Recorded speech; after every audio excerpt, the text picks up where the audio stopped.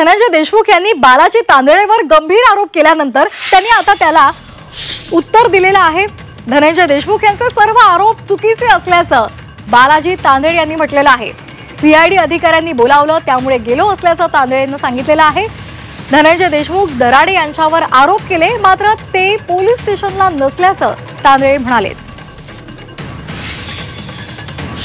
दिसला आणि तो म्हणला की तुम्ही तर खूप खुश आहे ना, नर्वस नाही चेहऱ्यावर। मी म्हणलं नाही, मी सीआयडी चौकशीला बोलवलंय, त्या चौकशी काम मिळालं नाही, मी बाजूला गेलो। मग 3 तास मी त्यांना पाहिलं नाही आणि भेटलो नाही। धनंजय देशमुख यांचा आरोप खोटा आहे? खोटा, 100% खोटा आहे। त्याने आणखी एक आरोप केला की ज्यावेळेस तुम्ही आणि चुकीचं आहे। आमचं ज्यावेळेस ते बोलले, मला बोलले चेहऱ्यावर, त्यावेळेस दराडे साहेब नाही, कोणीच तिथं कर्मचारी नव्हता। ज्यावेळेस ते तिथून उठून आले आणि ज्यावेळेस बोलले त्यावेळेस दराडे साहेब तिथं होते, बाहेर त्या ठिकाणी नव्हते।